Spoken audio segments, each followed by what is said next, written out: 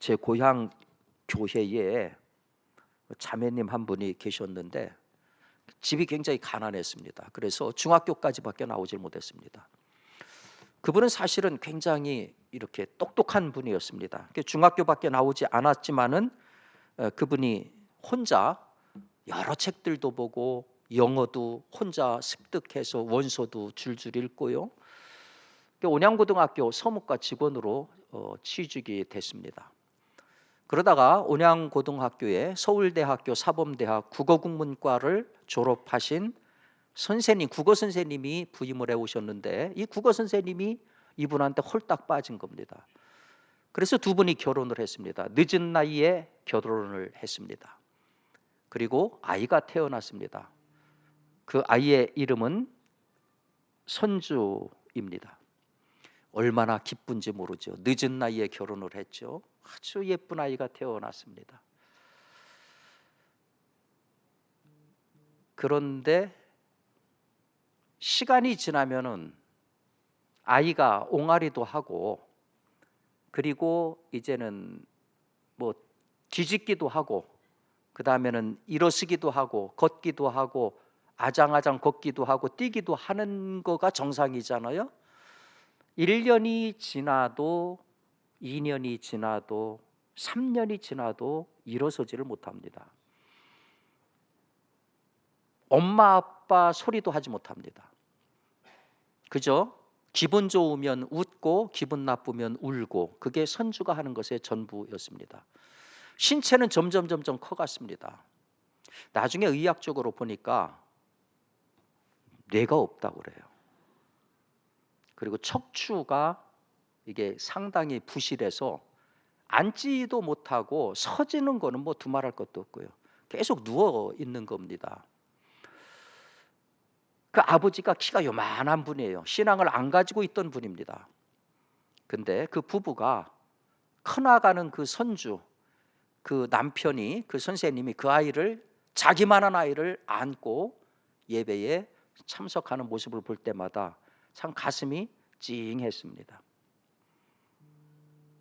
그렇게 13년을 살다가 선주는 세상을 떠났습니다. 그 아이를 보면서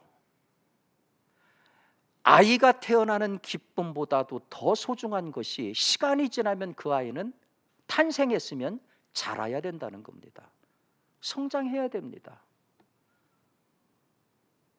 아이가 그냥 깨물어 주고 싶을 만큼 귀엽다고 그래서 20년 동안 그러고 있으면 안 되잖아요. 그건 징그럽죠. 예? 20년 됐는데도 20년 된 애가 누워가지고서 아무 일어서지도 못한다면 그건 귀여운 게 아니에요. 생명이 나면은 반드시 성장해야 됩니다. 그 뒤에 얘기를 하자면은 시리에 빠진 이 부부에게 하나님께서 아들 둘을 선물로 주셨는데 천재를 주셨습니다. 둘 다 천재입니다. 큰아들이 이형주인데 지금 우리 교단 목사입니다.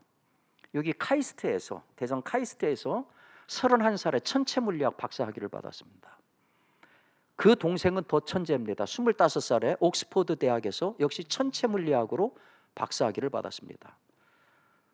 이 천재는 대개 이과 계열에 있고 이과에서도 물리학 쪽이고 특히 카이스트나 이런 데에서도 가장 천재 중에 천재는 천체물리학과에 있다고 그래요. 하나님께서 큰 복을 주셨어요. 어느 날 그 자매의 동생이 저하고 같이 온양교회에서 신앙생활을 했어요. 학교 선생님하다가 은퇴했는데 어느 날 저한테 전화가 왔어요. 정 교수, 우리 조카가 신학을 하고 싶대. 그래서 제가 당장 나한테 보내. 그 아버지는 여기서 대전 과학고등학교에서 그 국어 선생님 하시다가 대전 대흥침례교회에 계속 출석하시면서 침신 야간을 하셨어요. 그래서 마지막엔 전도사로 사역하시다가 세상을 떠났는데 이 친구가 카이스트에 있다 보니까 아버지를 모시고 야간반에 침신 대학원에 청강을 한 거예요. 청강을 하면서 헬라어 히브리어를 다 떼버렸어요. 우리 학교 들어올 때 보니까 헬라어 히브리어를 그냥 원전으로 줄줄 읽어요. 천재는 달라요. 천재는 우리가 가랭이가 찢어져도 못 쫓아가더라고요. 하나님께서 2%의 천재를 가지고 98%를 매겨 살리잖아요.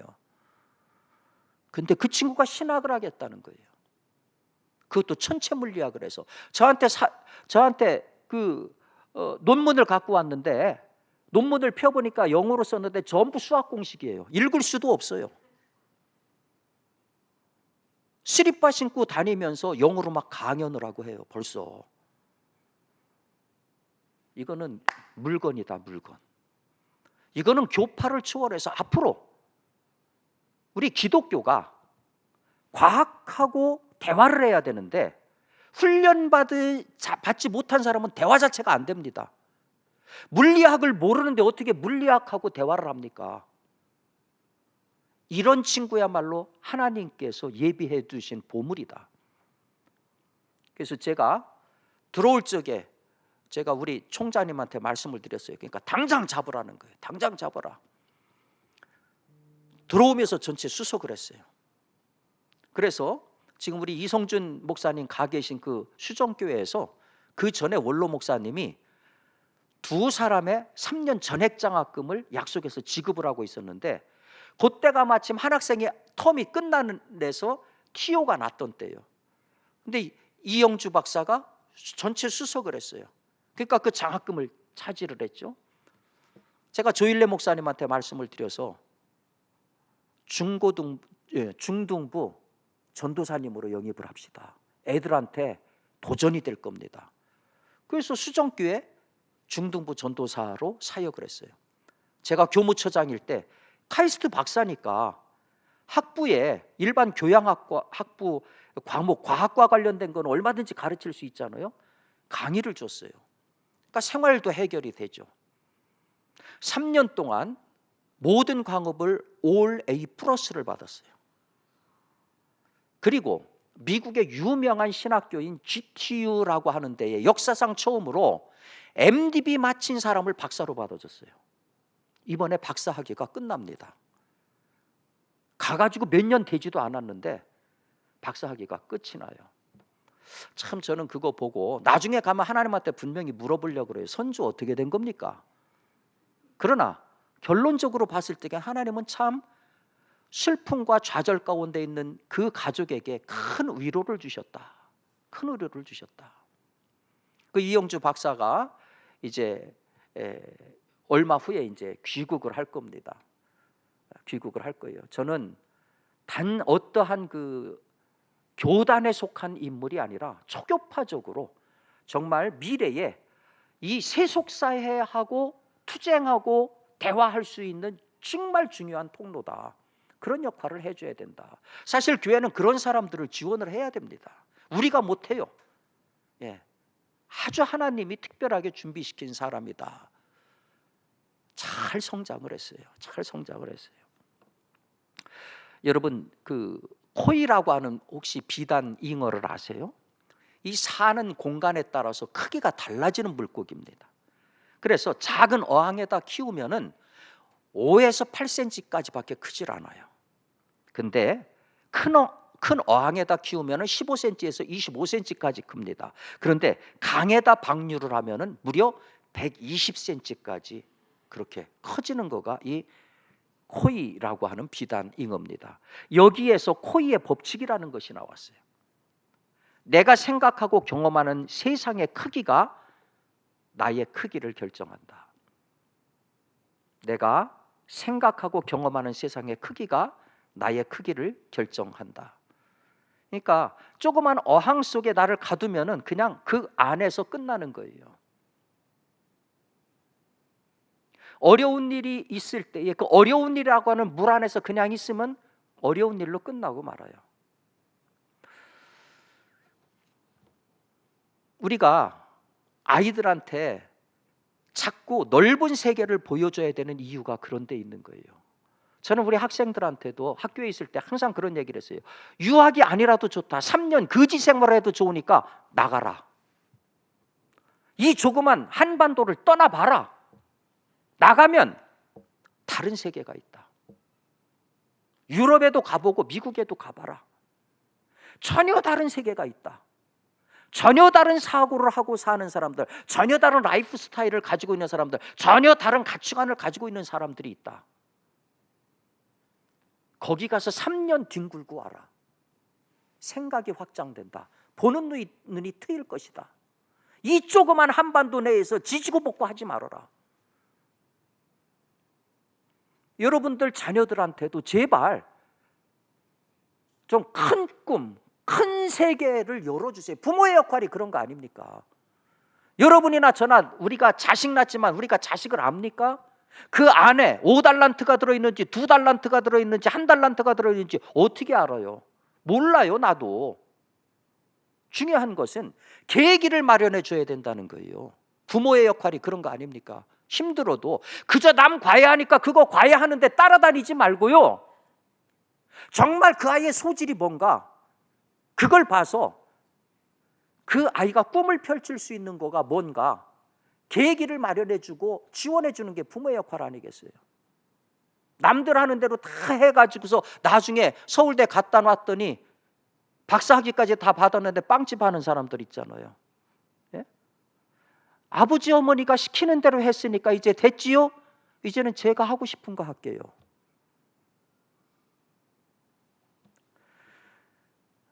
꿈의 크기가 사람의 크기를 결정을 해요. 제2차 세계대전 당시에 해럴드 러셀이라고 하는 공수부대원이 작전을 수행하다가 두 팔을 잃었습니다. 지금 사진에 보이는 저분인데요. 두 팔을 잃었으니까 한창 잘 나가던 사람이 얼마나 좌절감에 떨었겠습니까? 완전히 실망하고 있다가 어느 날 문득 그런 생각이 드는 거예요. 내가 두 팔은 잃었는데 잃은 것 말고 아직도 내가 가지고 있는 것이 더 많지 않은가? 그렇다고 하면 잃어버린 것 때문에 좌절할 것이 아니라 가지고 있는 것 때문에 무언가를 해봐야 될 거 아닌가? 그래서 의족을 달고 타이프를 배우기 시작했어요. 그리고서 자기 자서전을 썼어요. 그 자서전이 영화로 만들어지고 자기가 직접 주인공으로 출연을 했습니다. 그렇게 해서 나온 영화가 지금 보시는 것처럼 1946년 제작된 우리 생애 최고의 해, The Best Years of Our Lives, 유명한 영화지요. 저 영화로 러셀이 아카데미 시상식에서 나무조연상과 특별상을 수상을 했습니다. 그때 받은 상금 전액을 참전용사들을 위해서 기부를 했어요. 기자에서 인터뷰하는 데서 기자가 그런 질문을 했습니다. 당신의 신체적인 조건이 혹시 당신에게 절망을 가져다 주지 않았습니까? 아닙니다. 육체적인 장애는 나에게 도리어 가장 큰 축복이 돼 주었습니다. 여러분들도 언제나 잃어버린 것만을 계산할 것이 아니라 자기에게 남아있는 걸 생각하고 하나님께 감사하며 살면서 남은 것을 사용할 때 언젠가는 잃은 것보다 10배보다도 더 큰 보상을 받을 수 있을 것입니다. 만일 러셀이 절망의 어두움 그것만 보고 있었다면 이 사람은 이런 얘기 하지 못했을 거고 그냥 술주정뱅이가 돼가지고 폐인으로 그렇게 끝나고 말았을 것입니다. 여러분, 우리 인생에는요 항상 절망과 희망이 늘 함께 옵니다. 절망은 아무것도 못하는 쪽으로 우리를 갖고 가요. 단테 신곡에 보면은 지옥편을 설명하면서 지옥의 입구에 뭐라고 써져 있느냐? 희망을 이루는 곳, 희망을 이루는 곳. 지옥이 어떤 곳이냐? 희망을 이룬 곳이다. 굉장히 우리로 많은 것을 생각하게 하지 않습니까? 죽어서 가는 지옥 말고도 살아서도 지옥이 있어요. 그 지옥이 어떤 곳이냐? 절망이 있는 곳, 희망이 사라진 곳. 희망과 꿈은 어제도 말씀드렸죠. 살아있는 사람만의 특권입니다. 희망과 꿈은 살아있는 사람만의 특권이에요. 그리고 살아있기 때문에 계속 성장하고 꿈틀대고 뻗어나가려고 하는 겁니다. 우리 여기 나이 드신 분들은요 정월 대보름에 쥐불놀이 많이 하셨을 거예요. 시골에서 자랐으면은. 그렇죠. 많이 보셨죠. 쥐불놀이 하면은 옥슨 80에 홍서범이 부른 불놀이야가 여러분 생각나실 겁니다. 이런 노래죠.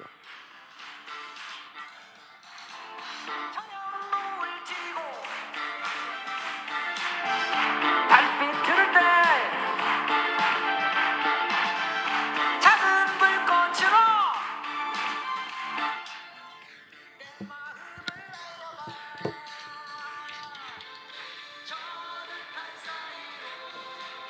자, 이렇게 어렸을 적에 깡통을 뚫어 가지고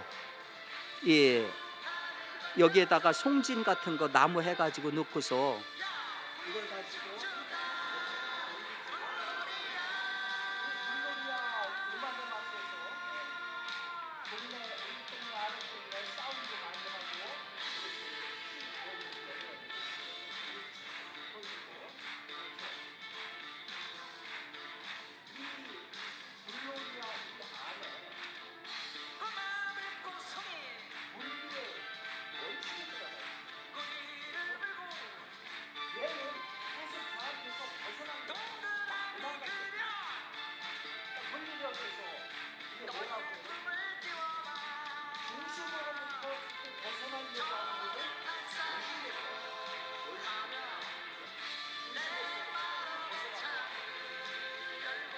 다른 말로 하면 성장하고 자꾸 뻗어가려고 한다 하는 거죠.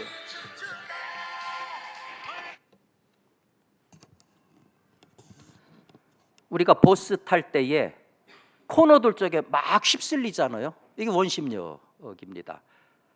그리고 탈수기의 원리가 원심력이죠. 예.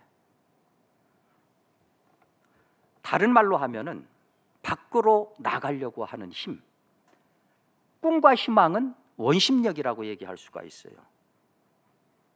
근데 어려움이 닥치면은 사람들이 움츠러듭니다. 꿈도 꾸지 않으려고 하고 나가려고 하지도 않아요. 여러분이 보실 적에 제가 굉장히 건강해 보이죠? 예, 맞습니다. 건강합니다. 그러나 1986년 12월 9일 날 저는 죽었었습니다.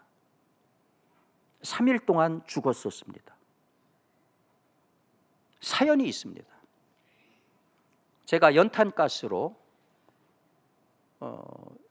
우리 육군 1사단 11년대 바로 문산 파주 임진강 하천선을 맡고 있는 부대였습니다. 제가 군목으로 시무를 하는데 그때 제 관심은 대학원 다닐 적에 같이 공부했던 원우들하고 스터디 그룹을 만들었었는데 그때 이제 그게 철학 연구 모임이었어요. 그래서 히스토리 오브 필로소피라고 하는 이렇게 두꺼운 원서를 사가지고 타일랜 나눠가지고 발제할 거 다 하고 월요일 날 만나가지고 원우들끼리 종로 소적에서 만나가지고 하고서 완전히 제가 군선교를 위해서 와 있는데도 제 머릿속에는 오로지 철학 공부밖에 없었어요. 월요일은 쉬는 날이고 화요일 날 12월 9일이 화요일이었어요. 1986년. 그날 12월 달인데도 비가 주적주적 왔어요. 마침 집사람은 둘째를 가졌는데 입덧이 워낙 심해가지고 오리동에 있는 친정에 가 있었습니다. 화요일 날 이제 임진강 하천선을 도는 날이에요. 위문을 하는 날이에요. 그래서 대대 군종병들이 다 연대에 들어왔어요. 근데 그날따라 몸도 좋지 않고 비도 오고 그래서 문산시내 나가서 저녁을 사 먹인 다음에 우리 내일 나가자. 그러니까 군종병들은 다 연대 교회에서 이제 자는 거죠. 저는 그때 박성범 씨인가요? KBS 9시 뉴스 그거 딱 보고 끄고 잠드는 기억밖에 없어요. 이제 이틀 동안 집을 비웠으니까 보니까 연탄불이 꺼져서 번갯불로 해가지고 연탄불을 피우고 연탄불 피운 거 보고 잠이 들었던 거예요. 깨어 보니까 목동에 있던 국군통합병원 중환자실이었습니다. 벌써 3일이 지났어요. 그 사이에 의사는 이미 아무 가능성이 없다. 99% 사망이고 1% 깨어나도 99% 식물인간이다. 그래서 그때 신문에는 나지 않았지만 전방에서 대형 사고가 터져가지고 국군통합병원 중환자실 베드가 꽉 차가지고 저를 복도에다가 시신처럼 그냥 이렇게 쏴서 놔뒀대요. 나중에 들은 얘기죠. 근데 이제 간호장교들 가운데는 이 크리스찬들이 굉장히 많아요. 그래서 목사님을 이런 식으로 할 수 있느냐. 그래가지고 저를 그 무슨 산소통에다가 2번을 돌려가지고 배드를 내가지고 그 안에다가 해서 이제 놔둔 거예요. 그리고 다 죽었다고 하는데 3일 만에 의식이 돌아온 겁니다. 돌아왔는데 눈을 딱 떴는데 지금도 딱 아직도 생생하게 기억되는 것이 아이고 하나님이 살려주셨구나. 우리 새어머니의 눈물이 뚝 떨어지면서 그 소리가 들리는 거예요. 그리고 또 정신을 잃었어요. 그렇게 정신이 4번 5번 왔다 갔다 하다가 온전하게 정신이 들어와서 급격히 좋아서 오후에 일반 병실로 옮겼어요. 제가 일반 병실에 옮겨서 가만히 생각을 해보니까 이게 참 기가 막힌 거예요. 무슨 얘기냐면 제가 아버지하고 그렇게 이 목사 안 되겠다고 엄청나게 갈등을 고등학교 때 겪었어요. 2번씩이나 가출을 하고. 그래 그날도 이제 제가 천안에서 학교를 다녔는데 야자를 마치고 집에 오니까 근 12시가 됐어요. 씻고서 다시 이제 책상에 앉았는데 교회에서 저를 부르는 거예요. 그때 아버지가 이제 부흥회도 많이 다니시고 신유역사를 많이 하셨는데 우리 고등부 지도교사였던 박천수 집사님이 입신에 들어간 거예요. 여러분 은사 가운데 입신이라는 게 있습니다. 사도 바울도 삼층천에 갔다고 했잖아요. 그러니까 영이 하나님 나라에 가는 거예요. 나오라는 거예요. 갔더니 그때 이제 온양교회가 마룻바닥이었는데 사람들이 한 30명 모여서 밤을 새면서 기도를 하고 있었는데 그 박천수 집사님이 누워있다가 로봇처럼 상체를 쫙 하더니 경상도 분인데 아버지 어머니하고 저만 빼놓고 다 나가라는 거예요. 사람들이 다 나가고 있으니까 저한테 이렇게 딱 보더니 씩 웃으면서 경상도 대구 분인데 네 그리 목사 되는 게 싫라. 그래서 아무 소리 안 하고 있었죠. 네 잠만 말고 아버지 뒤이어서 목사 되기라. 네 하나님이 한번 죽인다.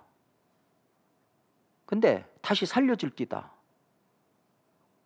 그때 정신 똑바로 차리고 제대로 목사 노릇 하기라.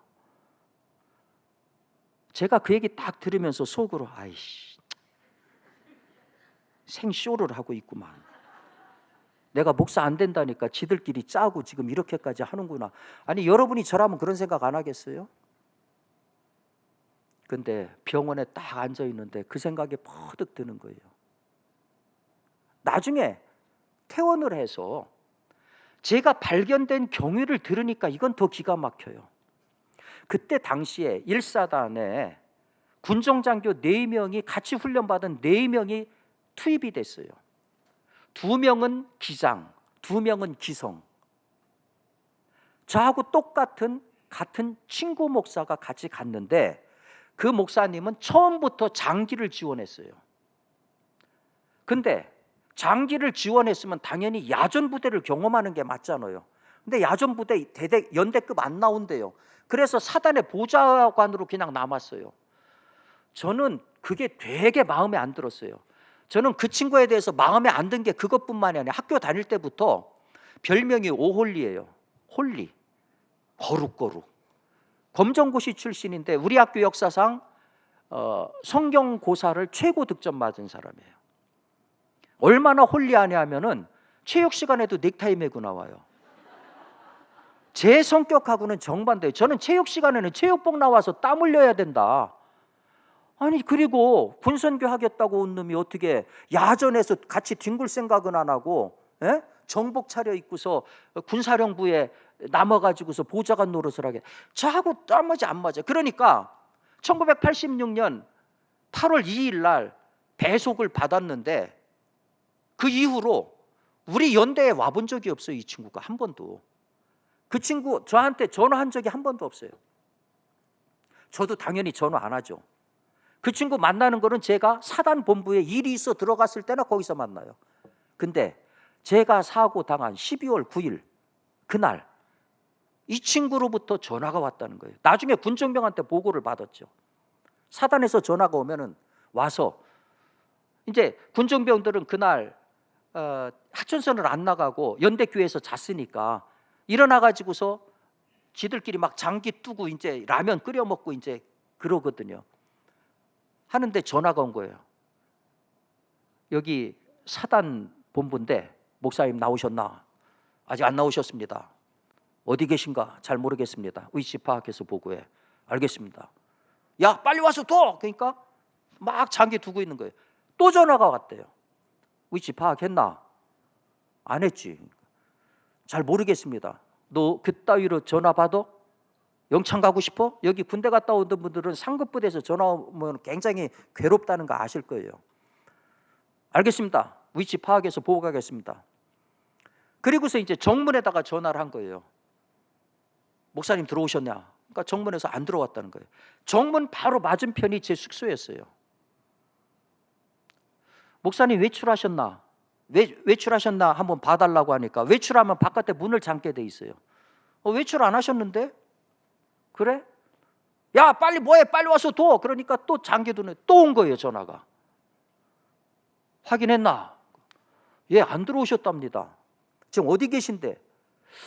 외출은 안 하신 것 같습니다. 그러니까 어디 계시냐고. 잘 모르겠습니다. 너 죽을래? 너 영창 가고 싶어? 당장 위치 확인해서 다시 전화해. 그러니까 이제 그 교회가 이렇게 미군들이 쓰다가 우리한테 넘겨준 그 부대거든요. 산둥성에 있었는데 쓰리빠 직직 끌고, 예? 고참 병장 그 모습을 그려보세요. 찍찍 끌고 그 밑에가 제 관사니까 와가지고 목사님 부른 거예요. 대답이 없죠. 외출은 안 했고 문은 자물쇠는 안 잠겨져 있고. 제일 처음엔 가만히 있다가 퍼득 이상한 생각이 들더라고요. 그래서 철조망 얼기설기되어 있는 걸 훌쩍 넘어가지고 와가지고 문을 두드리는데 아무 인기척이 없으니까 뒤로 돌아가면은 왜 전방이니까 부엌에다가 연통을 이렇게 뽑아내고 문 사이로 연통을 뽑아내잖아요. 그리고 비닐을 치잖아요. 그러니까 이 친구가 어떻게 해가지고 그걸 뜯고 그것도 안 되니까 나중에 보니까 정문이 다 박살이 나 있더라고요. 발로 차가지고 문을 부수고 들어온 거예요. 왔더니 제가 완전히 그 얼마나 괴로웠는지 내복을 갈기갈기 찢었더래요. 이게 저는 의학적으로 잘 모르지만은 연탄가스를 먹으면 이렇게 배설하잖아요. 근데 그 단계가 넘었으면은 배설을 안 한대요. 목사님 죽었다. 난리가 났죠. 그래가지고 그 군의관이 저를 4분의 1톤 포차 뒤에 호로 벗기고 12월 9일 날 전방은 춥잖아요. 팬티만 입혀가지고 산소를 많이 써야 된다. 그래가지고 106 지구병원으로 달렸어요. 네, 106 지구병원에서 끝났다. 그랬는데 이분이 군인들은 죽으면 사제병원 못 갑니다. 군병원에서 죽어도 군병원에서 죽어야 돼요. 군인들이 마지막 가는 데가 국군통합병원이에요. 지금 목동에 있다가 옮겼지만은 거기까지 사단에다가 헬기를 요청했는데 사단장이 타고 나갔다는 거예요. 그러니까 호로 벗긴 거기다가 쌍라이트 켜고 저 팬티 한 채에서 문산에서부터 목동까지 달린 거예요. 제가 나중에 너무 고맙잖아요. 우리 친구 목사가 그렇게 전화를 3번이나 해가지고 제가 발견이 됐으니까 물어봤어요. 아니, 전화 한 통 안 하던 놈이 왜 전화를 그렇게 했어? 그랬더니 네, 아니, 무슨 일 있었어? 무슨 급한 일 있었어? 아니래요. 아무 일도 없었는데 가슴에 불이 나더라는 거예요. 가슴에 불이 나서 자기가 안절부절 못했다는 거예요. 지금도 자기는 그거 이해가 안 간다는 거예요. 여러분, 신앙 가진 사람이 그걸 뭐로 해석을 해야 됩니까? 부처님이 도와줬을까요? 저는 네 한 번 찍인다, 그 말이 퍼뜩 생각이 났어요. 하나님이 나를 살려주셨구나. 근데요, 여러분, 연탄가스가요, 이게 보통 심각한 게 아닙니다. 1986년에 먹었는데 지금도 제 왼다리의 감각이 오른다리하고 달라요. 저희들은 장교들은 아침에 이제 연대장님 모시고 회의를 하거든요. 아침에 저희 집에서 CP까지가 불과 한 500m 정도밖에 안 됩니다. 근데 거기 가다가 보면은 어느새 방뇨를 했어요. 이게 조절이 안 되는 거예요. 와가지고 다시 갈아입고 가면 벌써 끝났어요. 회의는. 설교를 해야 되는데, 여러분, 이래봬도 제가 사전 없이 원서를 줄줄줄줄 다 읽던 사람이에요. 그런데 이렇게 A4 용지 한 페이지에 설교를 써가지고 가는데 눈으로는 들어오는데 입으로 안 나오는 거예요. 그때 국군통합병원의 군의관이 저한테 그런 얘기를 했어요. 뇌와 관이 너무 많이 심했기 때문에, 상했기 때문에 절대로 안정을 취해야 되고 수분을 많이 섭취해야 되고 절대로 생각하고 뭐 이런 거 하면은 안 된다. 의가사제대 시켜준다고 그랬어요. 제가 그때 쪽팔리게 무슨 의가사제대냐, 대한민국 육군 장교가 후일담을 얘기하면 그때 의가사제대 했으면 평생 죽을 때까지 다달이 200몇만 원씩을 제가 타더라고요. 여한은 없습니다. 대한민국 장교인데.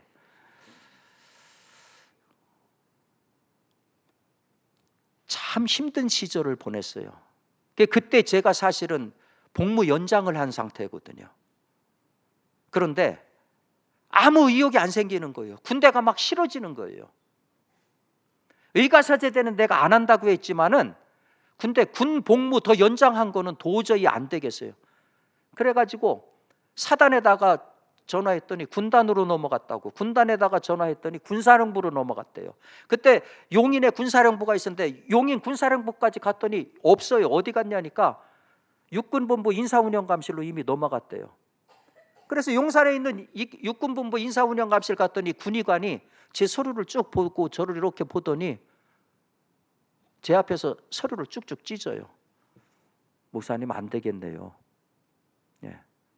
그 상태로 안 되겠네요.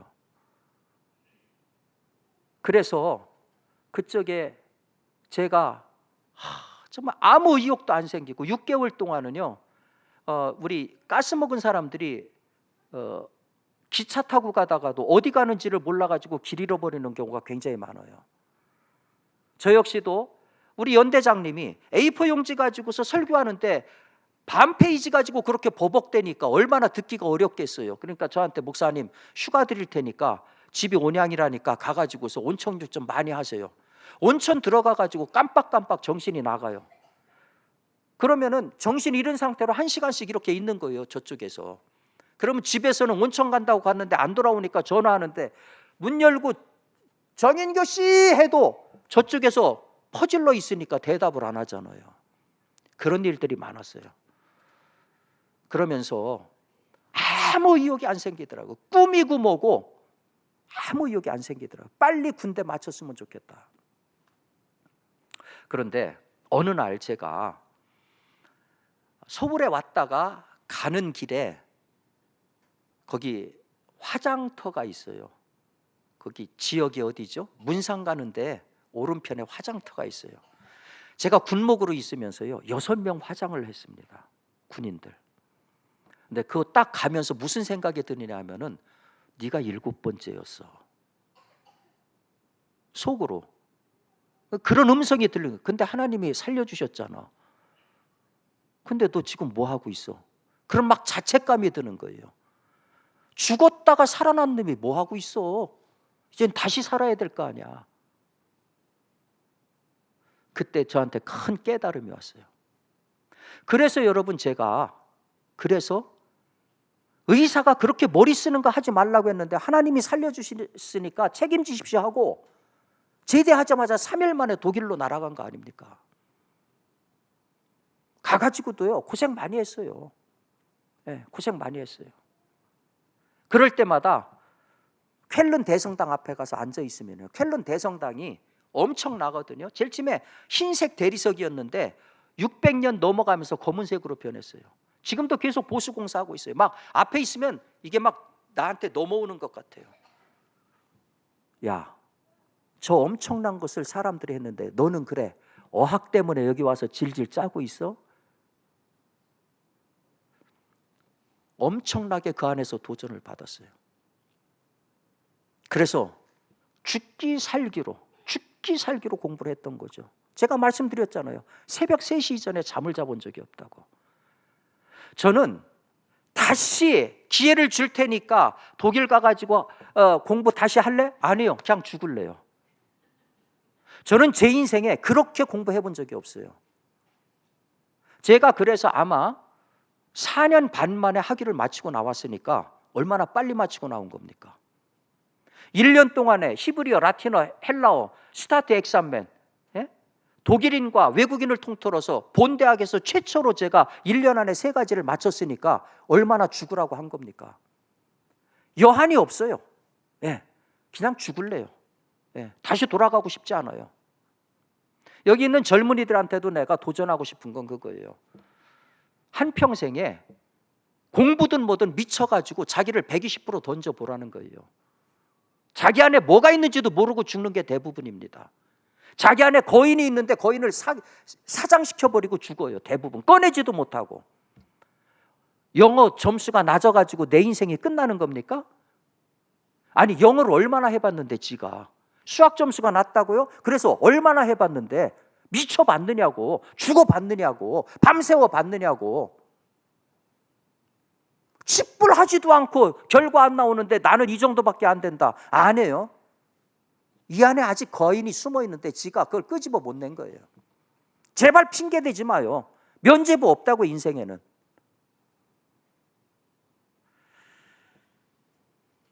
자기가 자기를 포기하면은 답이 없어요. 답이 없어요. 근데 이거 못지않게 중요한 게 뭐냐 하면은 어떤 꿈을 갖느냐, 어떤 방향의 꿈을 갖느냐. 꿈을 갖는 거 못지않게 중요한 거가 방향이에요. 칠흑 같은 어두운 밤에 어둠을 헤치면서 기동 훈련 항해 나갔던 배 한 척이 있어요. 갑자기 선장 눈앞에 밝은 불빛이 막 나타났어요. 이대로 가다가는 배가 충돌할 것 같아요. 선장이 무선실로 달려가서 항로를 10도 바꾸라고 긴급 메시지를 보냈어요. 몇 초 후에 해신이 왔어요. 그럴 수 없어. 화가 난 함장이 다시 암호문을 보냈어요. 나는 해군 함장이다. 그러니 당신의 항로를 변경해라. 몇 초 후 똑같은 회신이 왔어요. 저도 2등 수병이지만 방향을 바꿀 수는 없어. 함장이 화가 머리끝까지 나서 최후 통쳐버렸어요. 이 배는 전함이야. 우리는 항로를 바꿀 수 없어. 그러자 퉁명스러운 메시지가 왔습니다. 마음대로 하시오. 여기는 등대입니다. 빨리 달리는데 방향을 잘못 잡았다? 그건 재앙이에요. 여러분, 제가 이래봬도요 탁구를 잘 칩니다. 탁구를 꽤 잘 칩니다. 제가 목회 나가서 목회자로서, 목회는 마라톤이기 때문에 건강을 계속 보호해야 되겠다 해가지고 찾아보니까 10분 거리에 탁구장이 있어요. 가가지고 그 탁구장을 다 평정을 했어요. 그래서 그 탁구장 관장님이 지금 우리 교회 나와서 성가대 쓰고 있어요. 그런데 운동하시는 분은 알 거예요. 열심히 하는 거 좋은데 잘못하는데 열심히 하면은 이거는 답이 없어요. 잘못된 방법인데 열심히 가야지만 이건 답이 없어요. 답이. 마찬가지입니다. 우리에게 필요한 것은요, 빨리빨리가 아니라 사실은 정확한 방향이에요. 나침판이에요. 얼마나 빠른가 보다 중요한 거가 얼마나 바른 방향인가. 이런 면에서 저는 우리 한국 사람들이 정말 지금 제대로 된 방향으로 가고 있는가. 임마누엘 페슈트라이시 박사라는 분이 있습니다. 저분이 예일대를 전체 수석으로 졸업하고 하버드대 겸임교수를 거쳐서 현재는 경희대 교수로 있는 분이에요. 저분이 인생은 속도가 아니라 방향이다라고 하는 책을 썼습니다. 이 책이 뭐냐면은 한국에 있으면서 한국을 경험한 얘기를 한 거예요. 거기 이런 내용이 있습니다. 과연 한국은 각종 모임들의 천국이었다. 또 그 모임들의 필수 메뉴는 술이고 마지막 코스는 노래방이라는 게 내 한국 생활의 결론이다. 그러다 보니 퇴근 시간만 되면 여기저기 전화하는 동료 교수들의 바쁜 손놀림이 떠오른다. 내가 본 한국인들은 늘 바빴다. 업무로 바빴고 술로 바빴고 또 피곤한 몸을 쉰다고 바빴다. 아마 그동안 한국인들의 술 마시듯 책을 읽었다면 한국인은 지금쯤 세계 최고의 인문 국가가 되어 있을지 모른다. 지난 수십 년 동안 한국 사회는 왜 사는가의 문제보다 어떻게 사는가의 문제가 더 긴급했다. 왜는 인문학적 질문이어서 밥과는 직접적인 상관이 없다. 어떻게는 실용적인 질문이어서 밥을 직접적으로 만드는 것이다. 그래서 자연스럽게 학교는 인문학을 포기한다. 철학보다는 경영학을, 사회학보다는 경제학을, 역사학보다는 기술을, 문학보다는 외국어 단어 하나라도 더 배워야 한다. 그런 실용학문을 오랫동안 한국 사회가 요구했다. 물론 그 평가도 경제적 성과와 수치로 평가해버렸다. 21세기로 넘어와 한국 경제는 세계 10위권 넘어까지 도달했다. 한마디로 일정하게 먹고 살만한 살림살이가 된 것이다. 그때서야 문득 가슴속이 크게 뚫려 있다는 사실을 깨닫게 되었고 그 텅 빈 구멍의 실체를 알기 위해 자신한테 자문을 한다. 바로 왜라고 하는 자기 정체성의 질문이다. 제가 대학에 오래 있었잖아요. 김대중 정부 때에 21세기를 준비한다고 BK21이라고 하는 프로젝트를 시행을 했습니다. 그게 전부 이공계열에 지원을 해주는 거였어요. 그러면서 우리나라에서 인문계열의 학과들이 다 죽어나갔습니다.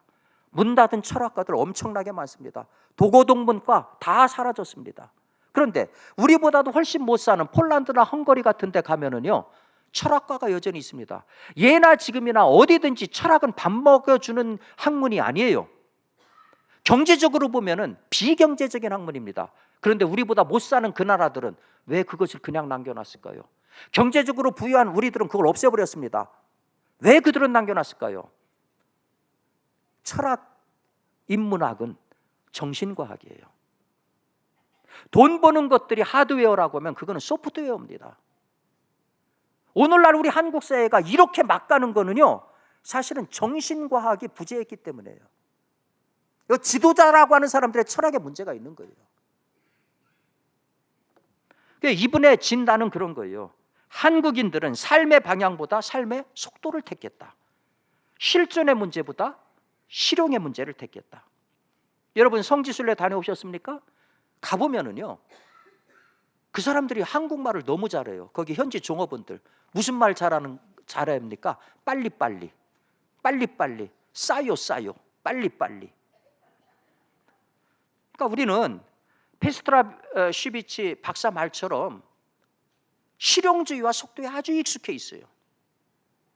결정적으로 자본주의 체제에 익숙하다 보니까 모든 것들을 다 돈 이 방향으로 지금 사회가 가고 있는 거죠. 그래서 새해 소망이 뭐냐 했더니 10억 모으기. 어디 창피해가지고 내놓을 얘기입니까 이게. 제가 아까 깡통 돌리기를 했잖아요. 이게 물리학의 첫 번째 원심력이 이 안에 있다고 그랬죠. 이게 계속 돌리면 얘는 밖으로 계속 나가고 싶어요. 근데 얘가 못 나가는 이유가 있어요. 제가 꽉 잡고 있기 때문에. 원운동에서 밖으로 나가려고 하는 것을 잡아 당겨주는 힘, 이거를 부심력이라고. 여러분들이 지구를 떠나거나 못 떠나고 있는 이유가 뭐냐면 부심력 때문에. 부심력이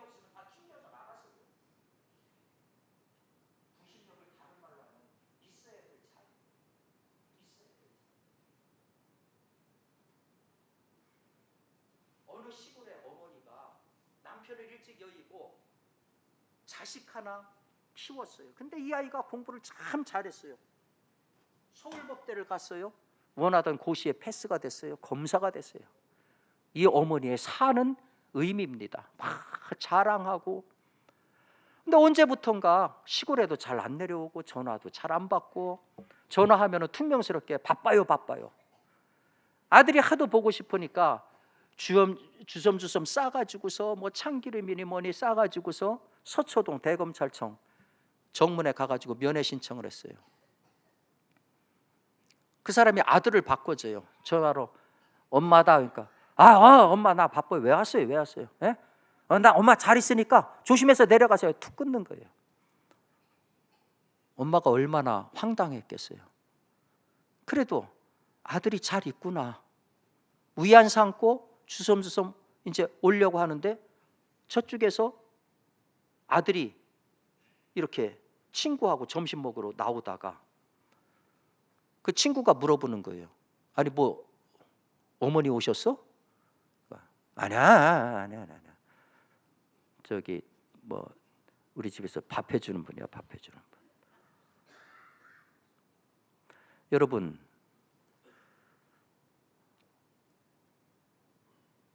만약에 이 검사는 사회적으로는 성공했는지 모르지만은 아들로서는 이미 아들이 아닌 거죠. 이렇게 되면은. 어거스틴이 그런 얘기를 했어요. 행복하지 않으면 우리가 하는 일이 무슨 의미가 있는가? 그렇다면 적어도 이 검사 아들은 검사로서는 행복한지 모르지만 아들로서는 행복할 수가 없어요. 우리 성도들의 행복은 뭡니까? 예수 믿는 사람들의 행복은 뭡니까? 우리 안에 예수 그리스도 그분하고 관계된 행복, 예수 그리스도가 주시는 행복, 그게 우리 그리스도인들이 일반 사람들하고 다른 행복의 정체이죠. 우리 그리스도인들이 꿈을 갖는다, 그리스도인들이 성장해 간다 하는 것이 다 뭡니까? 바로 예수라고 하는 구심점에 붙어 있다는 얘기입니다. 어제나 오늘이나 변함없으신 그 예수 그리스도에게 붙어 있는 것, 그분이 구심점이 돼서 나는 성장하기를 바라지만은 원리와 원칙을 벗어나지 않게끔, 있어야 될 자리를 벗어나지 않게끔 당겨주는 분이 바로 예수 그리스도다 하는 거죠. 예수를 믿는 사람들이 성공했다라고 했을 적에 예수가 없다면 그건 성공이 아닌 거예요. 대표적인 인물 같은 게 누굽니까? 사도 바울 아니겠습니까? 그 사람은 세속적으로 굉장히 잘 나갔던 사람입니다. 당대 최고에 속하게 했던 가말리엘의 수제자였습니다. 유대인 중에 유대인이었습니다. 그런데 그가 그 모든 것들을 전부 개똥처럼 여기고, 그리고 예수를 위해서 평생을 바쳤습니다. 그가 예수를 위해서 걸은 거리가 도합 4만 킬로미터가 넘습니다. 그가 전도하기 위해서만 보낸 시간이 20년이 넘습니다. 그가 예수 때문에 활동한 모든 시간이 50년이 넘습니다. 자기가 예수로 인해서 스스로 원해서, 그렇기 때문에 우리가 봤을 적에는 개고생인지 모르지만은 사도 바울은 가장 행복했던 사람이라는 거죠. 다 우리가 사역자 되자는 얘기가 아닙니다. 그럴 이유가 하나도 없어요. 여러분, 직업을 바꾸라는 얘기도 더더욱 아닙니다. 바울도 복음을 전하면서 장막을 짓는 자기 직업을 가지고 있었던 사람입니다. 중요한 것은 있는 자리에서 꿈을 꾸어도 다른 꿈을 꾸라는 거예요. 비전을 가져도 예수 때문에 비전이 달라야 된다는 겁니다. 여러분 가운데 공부 잘해가지고서 의학을 공부했다고 칩시다. 의사가 됐다고 칩시다. 근데 고쳐주는데, 뭐 수술하는데 예수 믿는 사람이기 때문에 수술법이 바뀌지는 않아요. 그러나 수술하는 철학은 바뀔 수 있어요. 여러분, 청담동에 가면은요, 한성익 성형외과라는 게 있습니다. 한성익 성형. 나중에 인터넷 검색해 보시면 금방 나옵니다. 이 한성익 씨는 뭘로 유명하냐면은 단돈 10,000원 수술, 이걸로 유명해요. 이분이 서울대 마치고 나서 독일 함부르크 대학에 가가지고 의학 박사 학위를 받고 다시 치의학 박사 학위를 받았어요. 박사 학위를 2개를 받았습니다. 아주 엘리트 의사입니다. 정말로 제가 강남 살잖아요. 뭐 성형외과니 뭐니 얼마나 많은지 몰라요. 길거리 다니다 보면은 정말로 하나님 아버지 계시고, 집에 가면 아버지 계시고, 강남에 가면 강남 아버지 계세요. 그래가지고 다들 얼굴 뜯어 고쳐가지고 붕대 메고 다니는 여인네들이 그렇게 많아요. 떼돈을 벌 수 있는 사람입니다. 근데 이분은 단돈 10,000원. 형편이 안 되는 사람들 단돈 10,000원. 그들에게 조금이라도 도움이 될 수 있다면 원청이 수술 같은 거, 귀가 없는 사람에게는 인공 귀를 만들어주고, 입천장 뚫린 사람에게 인공 뼈로 막아주는, 이러한, 이 사람이 복음으로 인해서 이렇게 변화되고 나서 달라진 거예요. 그래서 수술하기 전에는 항상 이런 서약을 받는다고 그래요. 내가 돈을 벌게 되면 반드시 다른 사람을 돕겠습니다. 10,000원 받고, 자존심 살려주기 위해서 10,000원 받고 수술하는 대신에 그 사람한테 이런 서약을 받는다는 거예요. 내가 돈을 벌게 되면 다른 사람을 반드시 돕겠습니다. 여러분, 우리 성도들이요, 세상하고의 선한 경쟁에서 지면 안 됩니다. 지면은 패자는 할 말이 없어요. 그런데 우리의 성공은 반드시 예수한테 메인 성공이어야 됩니다. 예수가 딱 우리의 중심을 잡아주는 그와 같은 성공이 되어야 된다는 거예요. 여러분들의 직장에서, 여러분들은 다 전문가들입니다. 그런데 그 전문적인 기술의 정신이 예수가 되어야 된다는 거예요.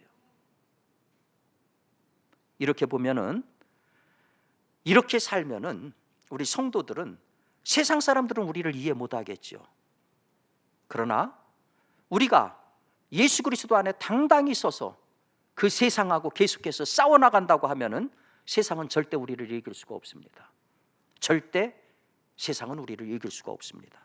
성공이라고 하는 이 원심력, 계속 뻗어나가는 이 원심력, 그런데 그것이 예수님이 우리에게 가르쳐 주신 희생의 정신, 헌신의 정신, 겸손의 정신, 인간 사랑이라고 하는 이 구심 위에 서서 우리의 성공이라는 원심력이 뻗어나간다고 하면은 이게 잘 사는 거고, 이게 제대로 성공하는 거고, 이것이 제대로 성장하는 것입니다. 예수로 여러분 인생의 중심을 삼으시기 바랍니다. 그리고 힘차게 뻗어가시기 바랍니다. 아유, 나는 이미 늙어서 직업이 없어요. 여러분, 뻗어나가라는 얘기가 직업만의 얘기가 아니에요. 여러분의 인격이 더 성장하면 됩니다. 신앙 인격이 더 성장해서 인격의 자이언트들이 되면 됩니다. 신앙의 자이언트들이 되면 됩니다. 저 어른은 정말 본받아야 되는 어른이야. 얼마든지. 왜 우리가 모든 것을 직업하고만 연관을 시킵니까? 얼마든지 있는 처지에서 하나님이 나를 부르시기 전까지는 내가 할 일이 있습니다. 내 영역이라는 것이 있어요. 그 영역에서 여러분들 거인이 되면 되는 거예요. 하나님은 패배의 하나님이 아니라 승리의 하나님이신 줄 믿습니다. 하나님의 방법으로 당당하게 승리하는 우리 성도들 되시기를 주님의 이름으로 축원합니다.